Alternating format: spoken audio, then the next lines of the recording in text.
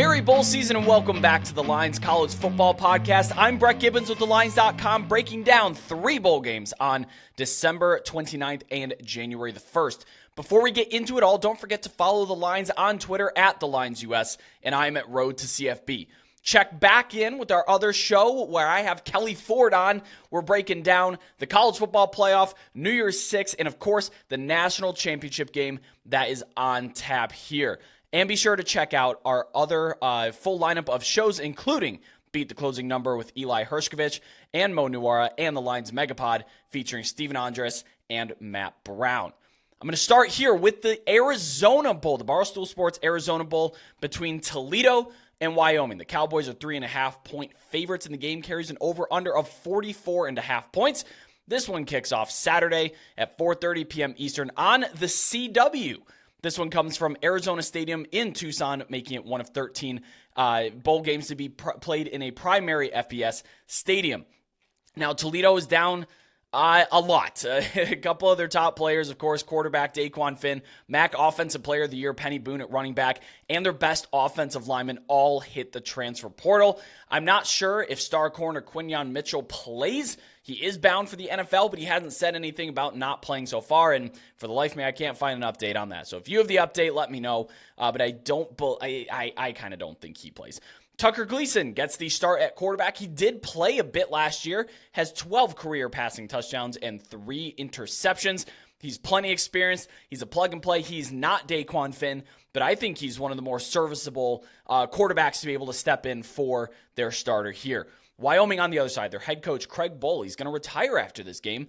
Defensive coordinator Jay Sawvell was named his replacement. So they're keeping it in-house. I get why Wyoming's been a nails program lately. That I believe Bohl's retirement is going to be a big-time motivator for Wyoming. He's been there since 2014. This isn't some guy that had a layover here. He's been in Laramie for quite a while, cultivated a nice winning program, and now he's on his way out.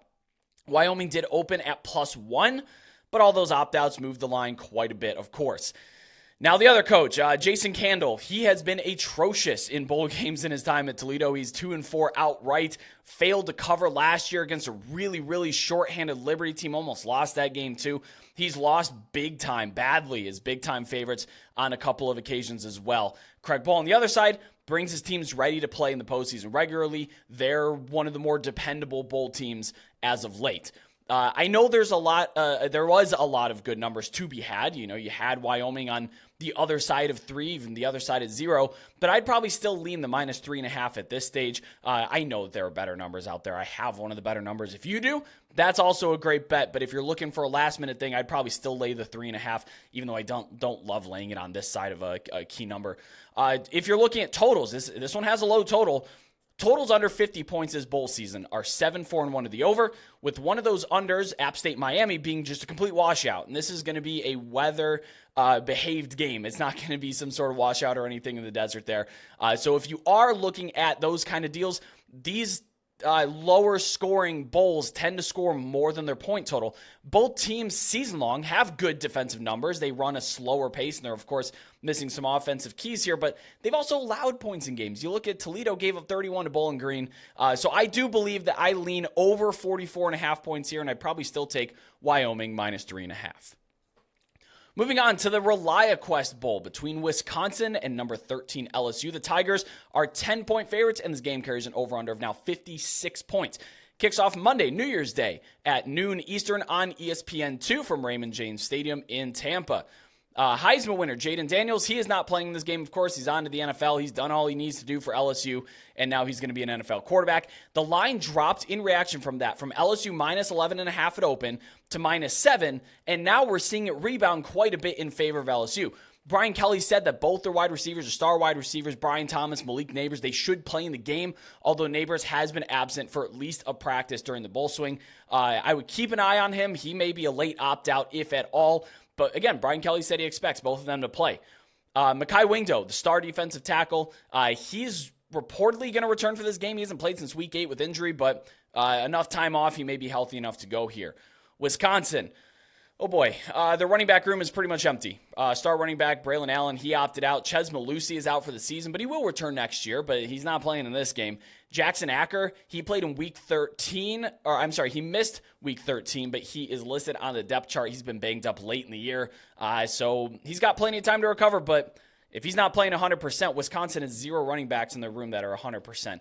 Both their starting wide receivers hit the transfer portal. Third wide receiver Bryson Green was hurt at the end of the season. This team also lost all their tight ends throughout the year. Before the year even kicked off, I think they were without most of them to start the year. So in short, we're going to be seeing some new faces at the skill positions for Wisconsin. Garrett Nussmeier is going to start at quarterback for the Tigers, and he's perfectly capable, but I think he's more than perfectly capable. He's a very good quarterback. He's probably one of the top handful of best backup quarterbacks in the entire country. Could probably start at 95 different programs. But offensive coordinator Mike Denbrock, he's off to Notre Dame to take that offensive coordinator position. Brian Kelly, he's nails when it comes to bowl games. He's 8-1 in non-New Year's Six bowl games, which the ReliaQuest Bowl, of course, is not a New Year's Six in his career, and he really emphasizes 10-win seasons. He's won at least 10 games in each of the last 6 seasons. He's talked about it publicly, how much winning 10 games means to him and his teams. Last year, LSU, they hung 63 on Purdue. And of course, they don't have Daniels and Denbrock this year, but I think this has the potential to just be another ugly game. If we're looking at LSU's biggest weakness, of course, it's just a putrid defense, but Wisconsin is such a mess right now and missing so many offensive pieces. And from the start, they weren't even an offensive juggernaut. I'm not sure that they can keep up with this LSU offense. Even though I already have an LSU -7 ticket, if you bought it at the low water mark, that's great. I'm inclined to take another dip at -10. This to me just spells LSU blowout from the get-go. The final bowl game we have on tap, the final bowl game we have for the whole year, besides the national championship game, is the Citrus Bowl. We have number 17 Iowa versus number 21 Tennessee. Tennessee is a 6.5-point favorite in this game, and it carries an over-under of 35.5 points, which that's really low, but for Iowa, it's higher than it's been. So this game kicks off Monday, New Year's Day at 1 p.m. Eastern on ABC. Comes to you from Camping World Stadium in Orlando. Tennessee is without starting quarterback Joe Milton, who opted out of this game. Freshman Nico Iamileva will be the starter for this game. He's a 5-star recruit. Of course, plenty talented, plenty capable. This team is very, very excited about him, and we're going to see what he's got pretty quickly here in this game. The Vols are also without their top 2 running backs, without, honestly, 9 starters. If you took the temperature gauge from midseason, like week 6, week 7, 9 of those starters will not be playing in this game. The wide receiver room is particularly cleaned out with injury. Brew McCoy, Dante Thornton, they're not going to play in this. They suffered season-ending injuries. In my opinion, this is really throwing Nico to the fire. You go against this Iowa defense, short-handed, and he's going to learn about FBS football very quickly. Iowa's down their star, Cooper DeJean. Of course, he suffered a season-ending injury earlier this year. I believe he's off to the NFL. Also, both their top tight ends from middle of the year, they're out. James Lachey, Eric All, they're done. But otherwise, there's buy-in from this team. There's not many opt-outs. There's not many transfers. This is a team that's really bought into the program. I believe that this is a game Iowa can and will win outright, to be frank here. You're throwing a freshman quarterback with limited weapons against this defense. It's a heck of an ask, guys. Iowa still won 10 games, even without an offense. And, of course, this is the final hurrah for Brian Ferentz. It was at least fun. Fun for us. Maybe not fun for Iowa fans, but it was fun for us who love the game and loved watching Iowa continually win in spite of not fielding an offense. But if you look at performances against Tennessee, or for Tennessee, against top 30 defenses, Iowa, of course, number 2 in the country, 16.7 points per game. Now, that was just a 3-game sample size, so let's expand that out to the top 65. It's about top half of the FBS. 20.4 points per game in a 5-game sample size. Now, where do they get their top 30 scoring offense, top 40 scoring offense? Well, against bottom 30 scoring defenses, they average 43 points per game in a hapless against hapless Virginia, UConn, those kind of games. They really bolstered their numbers. When they played really stout defenses, this offense wasn't scoring. And keep in mind, these numbers were when the team was at full strength. This team is not at full strength.